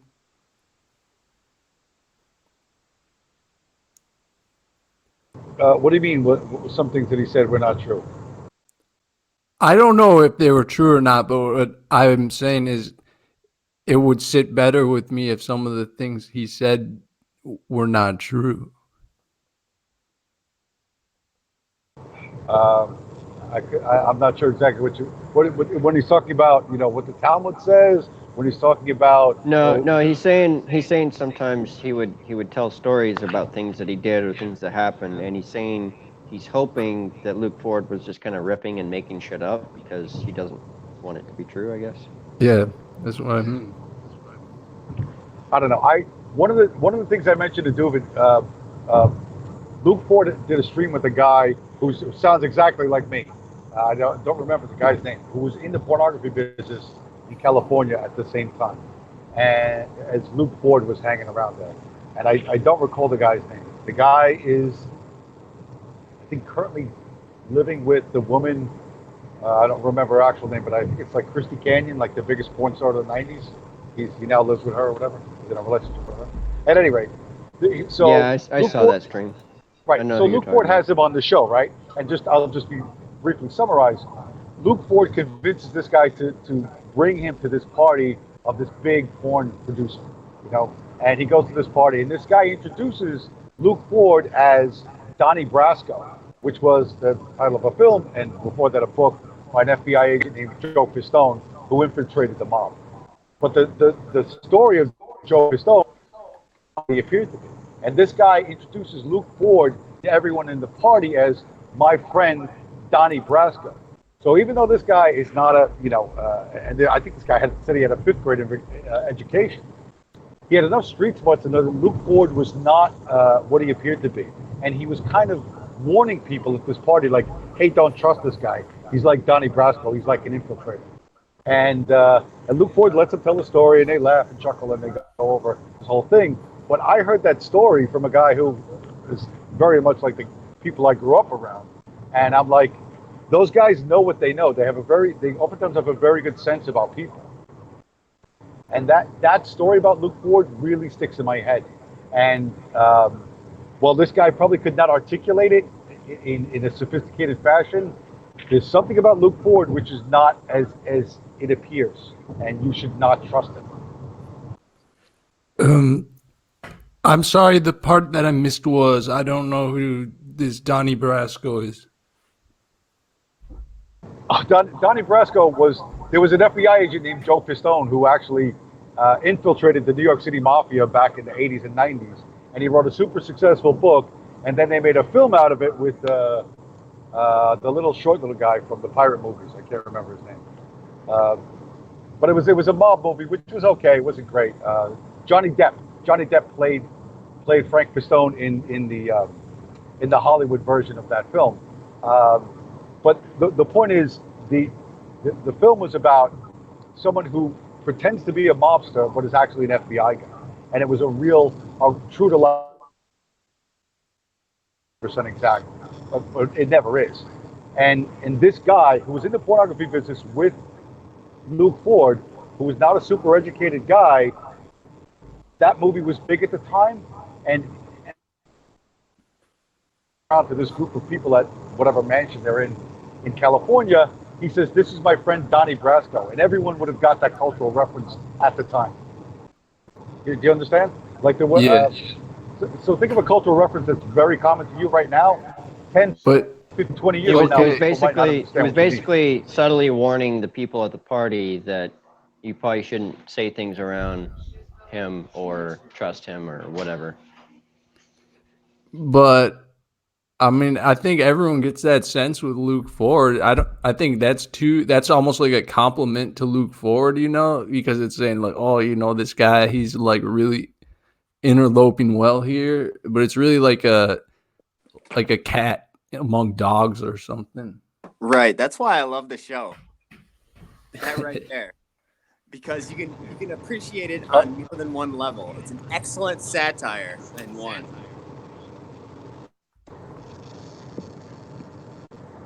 So, well, here's the thing. Except for James. Street guys, you know. From the streets. Street guys. Cool. Tell us about it. Will associate with people they don't particularly like if there's something else that they're going to get from it, right? And that's kind of the nature of the relationship between Luke Ford and this other guy. And I don't recall the guy's name or the stream, but if you go back and watch the stream, at one point, Luke Ford asked this guy, he says, "Listen, if they told you, you know, to kill me, would you have killed me?" And the guy says, "You know, well, I'm not going to say yes, but you know, like that's how serious this guy is." And Luke, where did Babs go? Blue Molar Wireless. I don't know. You're not John Vance, are you? He's been kidnapped by whatever. It doesn't ISIS matter. agents in Washington D.C. You're welcome. That just happened. Yeah, this is happening. We're not talking about James's show anymore. When Babs comes back, it's gonna have been my show for a while, or Blue Molar. When Babs comes back, when Daddy gets home, he's gonna fix everything. Yeah, dude. Listen, I might. gotta watch the place. Wow, brilliant, brilliant elocution there. I'm devastated. Thank you. I'm completely devastated. Well, you should be. I would like to talk about something more interesting than your dumbass street cultural references from New York on this stream, if you don't mind. What I'm directly addressing is Luke Ford in an interview he did with someone from my part of the world, who sounds pretty similar to me.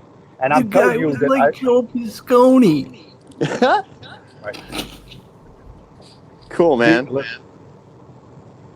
Tell us about it. I'm not trying to interrupt. I know.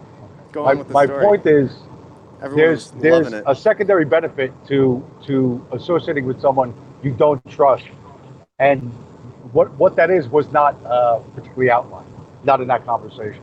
And you know, shit, my was bad. Did you saw that same interview? Sorry, did you not? No, I got to realize when I'm on a stream, I'm not like having a normal conversation. So like dumb interruptions like that I got to stop doing that. Seriously, I'm not trying to interrupt. Listen, no worries. The point is, you were in the military. The guys, you had to salute people who had the rank, whether or not you respected those people or didn't respect those people. As an individual, you had to respect the rank, right? There was something else there that that guided your behavior. Okay, regardless of your personal feelings. And the particular interview that Luke Ford had with this guy, and I can't remember his name. I want to say it was Joseph. I don't know what his name was. I can't recall. Indicates Doesn't to matter. me, it does not. Indicates to me that this guy, even though he's going to bring Luke Ford to someone's house, an untrustworthy guy, into his circle of intimates, there was some other driving motivation that made it worth doing something that risky. It sounds Yeah. like fun. Yeah, sounds like fun. That's why we're all here, man. Thanks for laying it out for the retards. I listened to Luke Ford tell his story about like how he was trying to like bring a crack whore to like Yeah, a lunch. that was a classic. That was hilarious. Dude, In welcome back, sir. psychoanalysis, James and his Freudian psychoanalysis, Duva will pop back on for that. Welcome back. James is like a top disciple of Freud here. It's killing me. I had to do the same thing when I The dynamics of social climbing and networking in Hollywood. Is that what Freud did?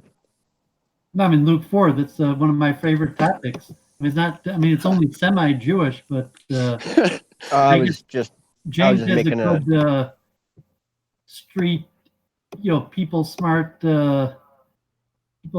feel, but he probably doesn't understand Jewish networking. I mean, it should be obvious that you have to team up in networking, Hollywood, getting ahead, contacts, getting into films, social climbing, getting into better circles. If you could go solo, if you're really famous, you could go solo or have an entourage, and everybody is basically in your entourage, where anybody there is diminished by your status and part of your entourage. But that's very rare. And you could go solo as like a wannabe networker and just not talk to anybody. But I mean, it's pretty common to have to form an entourage, a networking team, and even to lie. Think like, I mean, James should obvious, like mafia guys, drug dealers, whatever, where you just lie. You give a fake identity because people don't like you. You're like, oh, I'm that guy who's trying to get ahead and steal your contacts and steal your girlfriend. That's why I'm giving you a fake name. Yeah, it's hilarious when you lay it out like that.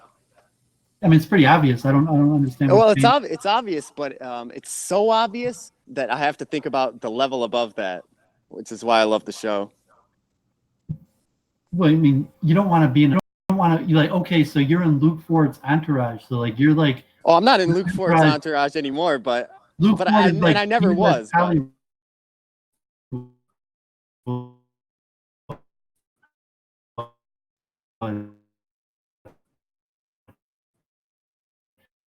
mean, Luke Ford is maybe at his best was B-list Hollywood. Well, that's now he might even be about YouTube Hollywood, because he's fucking F-list YouTube Hollywood. If you ask me, maybe you know more than me, but I know I have his books. I have a good feel for his contact levels. So I mean, Luke Ford is like B-list Hollywood. And saying if you went into Luke Ford has a way better network than anyone else. Well, both. I mean, his network in pornography. I don't want to go to Hollywood. Day probably could have got you into A-list pornography circles. That's fucking gross. Even though he had a negative view, like people didn't really like him, and he was not even lying. Are you a Jew? No. Nah, I mean, but your uncle's a Jew. I never met him. Okay, yeah, I'm saying like, okay, but whatever the case is, whether your uncle's going to hook you up, I don't care. He's not going to.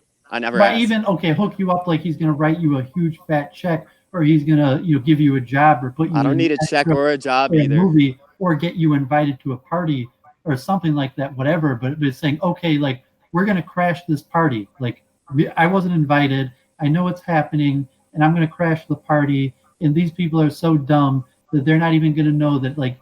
He's Luke Ford, like them, and that's somewhat like you'll think of the stupidity in Hollywood, where Luke Ford's like I'm Donnie Brasco, and they're sitting here bashing Luke Ford, and Luke Ford's sitting there like these idiots don't even know that I'm Luke Ford, and See, now I wish I had known about Donnie Brasco. Networking is like that at any level. Politics and business, you could always try to game the system. Like I know in Jews, yeshiva world, like the Democratic debates, like, oh, I snuck in, I was backstage at the Democratic debates. I just gave them a fake name and pretended like I was somebody. And What are we talking about anyway? Next thing you know, I was backstage at the Democratic debates. I mean, everything works like that. I mean, James, I don't know why James. Maybe he's just never been in Hollywood to think that it would work any different there. Well, Assalamu alaikum. Welcome to the show, man. Kyle, what it is it's interloping, and Jews are accused of being interlopers, and Luke Ford is like the reverse, and so we're all obsessed with it. It's hilarious. Networking is networking. You don't have to be a Jew. Like Jews are naturally trained for nepotism and networking, but you don't. I mean, nepotistic networking. Well, it's like just because. Yeah, well, they are. Well, every Jew thinks that they could walk in and say, like, Steven Spielberg, like, I'm a Jew. Give me a leading role in your next movie. And obviously, just being a Jew doesn't mean Steven Spielberg is going to give you a role in your next movie. But, nepotism is still a little bit true. And two equal candidates, Steven Spielberg, everything else being equal, would probably give favoritism to the Jew or something like that. But, just being a Jew doesn't, but there's networking circles.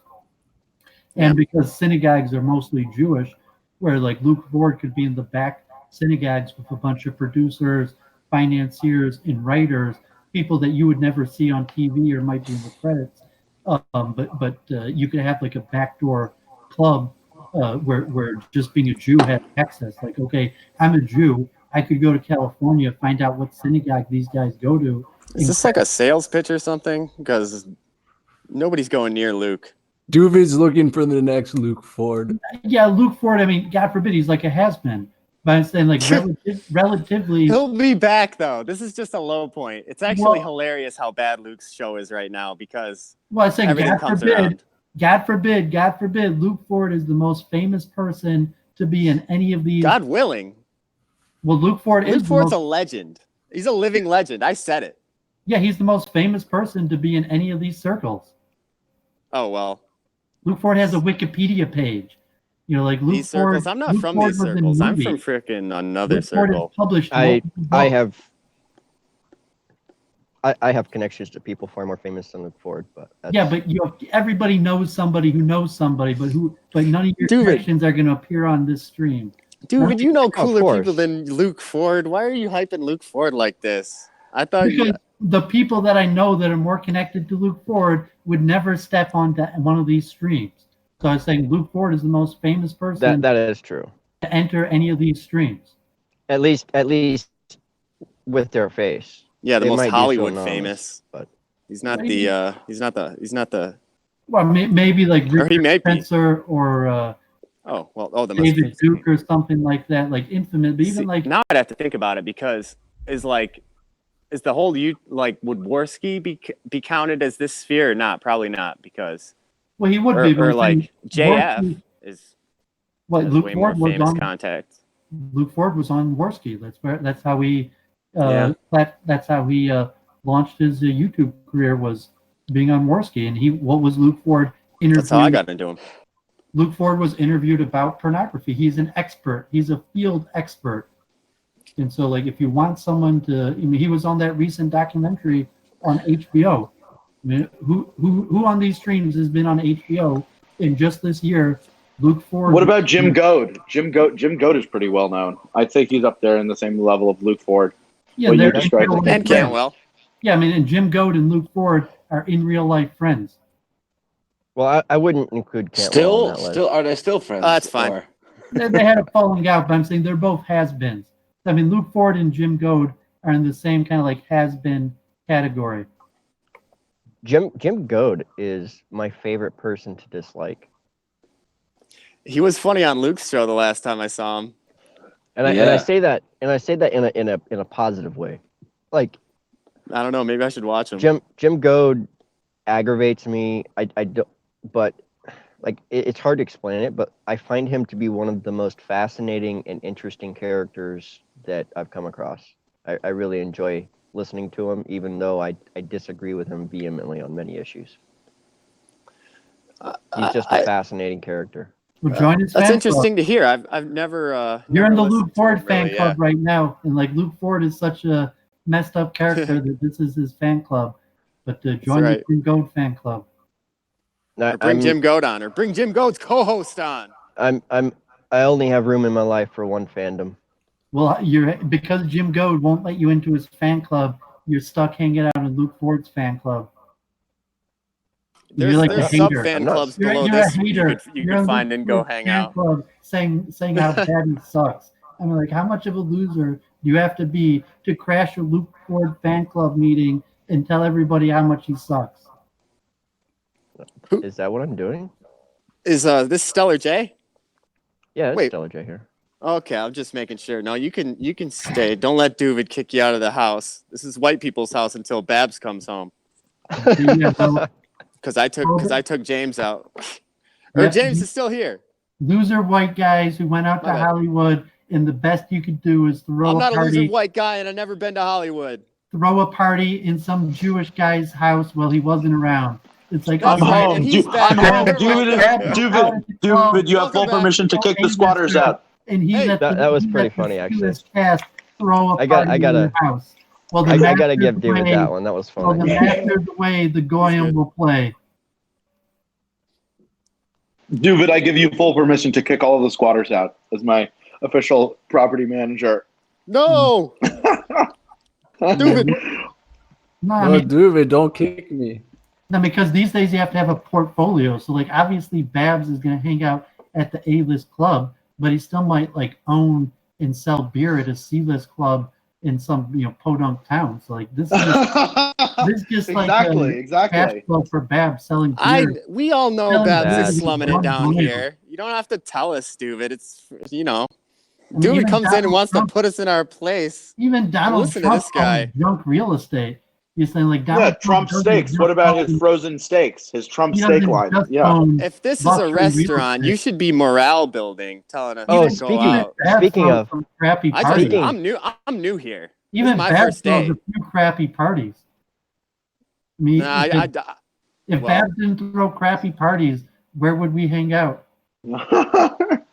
Yeah. Blessing to have you all here. Thanks for coming through, everyone. Just been We got listening in. spiritual Great. moms that are just waiting to get drunk and make an ass out of himself. Spiritual moms are you ready to get drunk and make an ass out of He got yourself? invited to Babs' party. Like, he Well, not yet. I party don't think the years. streaming is did you working, know- actually. So I hopped in to listen, actually. He was like Claire, the only person that invites him to any parties, and then Babs like had some pity. Nebuch Rachmanis on the pitiful goy let him come to your party and crash it. You know what's hilarious? Is I speaking thought of I got Trump- kicked out of the party when You I have left some mercy on and these to check have the some chat. mercy on And I these was like, oh pitiful shit, goyim. I don't have this. I don't lost the link. I don't have the key to the house. And I checked the description and it was there, and I got back in. So I'm a little drunk, but not literally. Speaking I of have to Trump, say, it's did you not know very that exclusive club. There's No, it's not. There's a Trump tonic. Con op. I came No, across that's my this. cousin Babs. Like, I taught my cousin well. Like, it's not enough to social climb and become a millionaire and famous. You have to have pity on the pitiful goyim. Yeah, okay, Duvid. We're not gonna be baited into this. Well, you are. You're here. you're on our pity. You're on our head.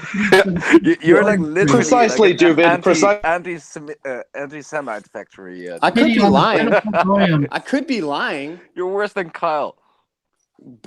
Worse than Kyle, or well, yeah, nobody's better than Kyle. Why don't Well, you just say in thank making you? anti-Semites, Thank you, no, I Babs, would for say. having pity on us pitiful goyim.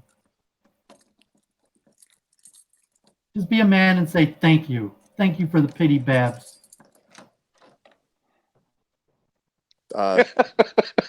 Who? You're welcome. Like washed up, like the Luke Ford has been. You got Daniel. Like, I mean, look what a nice guy Babs is. He even has pity on Daniel. I mean, come on, like, for he's a jolly good fellow. Come on. Oh, Daniel's welcome too. Well, I know, Duvid, you're giving everybody a hard nice time. guy Babs is. He even has pity on Daniel. But Duvid, you're not even welcome at Luke Ford anymore. Yeah, because Luke Ford is still trying to do something bad. Stupid banned from Luke. Luke Ford. Yeah, is well, I not- saw him twice or Luke 3 Ford is times. not a real Jew. Luke Ford got Duvid a microphone, and then Duvid, Duvid I had to agree. fuck off at some point. Duvid, No, but did you can tell. consider the Babcast? That's why I said Luke Ford doesn't have the natural characteristic of pity and mercy like Babs. Right. Like Babs looks at the guy with Duvid, and Daniel, and he's like, "Oh man, I feel so sorry for these pathetic." Either that or goyim. Luke is doing a character. Oh and this man, is- I feel Duvid. so sorry for these pathetic goyim. Let me at least throw like a little handout to these pathetic goyim to increase the joy that they have in their miserable little lives. As where Luke Ford is not going to toss a dime to the pitiful goyim because he's interested in his own advancement. Have you ever Did he considered the send you a Babcast receipt? is Bab's attempt to tikkun olam, to heal the world? Have you ever considered that? That's what this stream is. Bab is having mercy on you pitiful goyim. I mean, Hey, I man, appreciate it. Thank you, Babs, for having Thank you, mercy on my Babs. pitifulness. Thanks Yeah, for having hail me on the Babs. show, Babs. Hail Babs. I appreciate it. Hail Babs, hail the Jewish From people. one pitiful goyim. Hail the Jewish people. Duvid says, hail the Jewish people. Goyim. God bless the Hail great the nation Jewish of people. Israel. The merciful Shabbat shalom. Israel. Hail the Jewish people. Have mercy on us all. God have mercy on us all. Did Luke ever send you a receipt for that microphone, or were you allowed to keep it? I still got it right now. I'm not using it right now because now we're on the Babs have mercy on the Goyim stream. Luke Ford does not have mercy on the Goyim. Babs. Everybody knows that by Luke nature. Ford gave Duvid a mic. Everybody knows the story We that all Luke know Ford that. gave We all know Duvid that. a mic. It's a joke. What Duvid doesn't tell you is the next day Duvid sent the bill to charge him for it. Yeah. That's doesn't even make sense. Because Luke Ford increased his career by becoming friendly with Duvid, as where there's absolutely no advantage to Babs being friends with any of you. But because Babs is a merciful, kind person, he's friendly to you, even though there's no possible advantage that he could have from being friends with you. All right, you know what? We're kicking all these other white people out, Duvid. No, because Babs is merciful, and even though you have no redeemable characteristics, James Babs can go, mercy Stellar on you. can stay, Mamzer can go, Sinkowitz can go for now. No, they could stay. Like this, we're a merciful place here. All right, fine. It's not my show. Have mercy. And can't you Hear look that? at James and Dan and see at least a few redeemable characteristics in these pitiful creatures? James, Dan. Yeah, I'm sorry. I'm driving through Philly right now. Say that again. Can't you at least see a few redeemable qualities in these pitiful creatures? Like Babs, the merciful Babs? I guess the one redeemable quality is they don't. I don't know. They don't give up. They're misguided, confused, delusional. But God bless them. They keep running right back into. They're almost certain that they're going to break my fist with their face every time they run into it. But They keep coming that's the back nature for of more. these streams. They keep coming back for more. Are you gonna go have another go at Kyle, James? Yeah, well, I'm telling you, I had technical issues last night. I mean, don't get me wrong, I was drinking, but I had technical issues as well. I don't want to do Kyle again. We did Kyle for like 20 minutes already. You're a little late Kyle for that is party, not John. merciful Where is with Kyle? Babs. And that's the Keep main doing a show? difference. That's the main difference between Babs and Kyle. Babs by nature is a merciful person that looks at a person in his moment of pity and worthlessness and said, maybe they can fix themselves up. Maybe I should give this guy a chance. As where Kyle and Luke, they just don't really have that in them. You're not a Kyle fan, Duvid? I'm not a fan of him, but I'm a fan of the attribute of compassion and mercy and being there for people in their time of need. And Babs is really the only guy on these streams that exhibits that characteristic. I mean, Kyle has other good qualities. I mean, he's a smart dude. Okay. But but no, he's not really. Kyle Well, does not really have compassion. He's not a compassionate person. I wouldn't know. I haven't known him for too long, but I don't know. Maybe this isn't the place for YouTube. That is to display compassion. Not for Kyle. None of So these people I are can hear an echo compassionate. again. Like JF is not compassionate at all. Worski, who else is compassionate? James, Babs. mute. Maybe Jonathan Pohl has a little bit of compassion. Like if you have blue eyes, maybe Olaf will be compassionate on you if you had blue eyes. But if you don't have blue eyes, don't expect any pity from Olaf. Or from Stellar J for that matter. Yeah, I mean it's possible. Like I have green eyes. Like a blue-eyed person, he'd be nice. But like if you don't have blue eyes, like don't expect anything nice from that guy. Whatever. I doubt it. Well, you might get something nice from me, but it's less likely. As we're Babs, like he has pity on everybody. Babs is a teddy bear. Yeah, I'm proud of my cousin. You know, I just came on to say I'm proud of you, Babs, having pity on all these pathetic goyim. I mean, to be honest, I'm proud of Babs too. Proud of fucking David as well. Love this guy. You are the best, David. We'll have to play chess sometime. I don't know the game, but I'm half retarded, so I could probably beat every you. single game. I mean, I might have pity on you, give you a few pointers, or tell you where you messed up, but no, I would just mercilessly crush you every single game. I'd let you beat me at chess and then pull out Othello. Yeah, everybody, everybody has their time and place. That's what Babs Babs knows the quality of mercy. Don't discount people, and everybody's got their hidden skill or talent. Multiculturalism. God made every people for a purpose, and you just need help finding your place. This is true. Yeah, I heard a little sarcasm completely in there. There's no sarcasm in there. Yeah, I hope you guys appreciate that Duvid is giving you this lesson in networking and sucking up to Babs for free, because normally he charges for this kind of thing. Hey, that's why I'm here. You guys, I mean, this what Duvid said is completely stream, right. All the pitiful William on the Kiss Babs ass stream, and then Babs' ruthless cousin Duvid walks in, and you're like, oh fuck.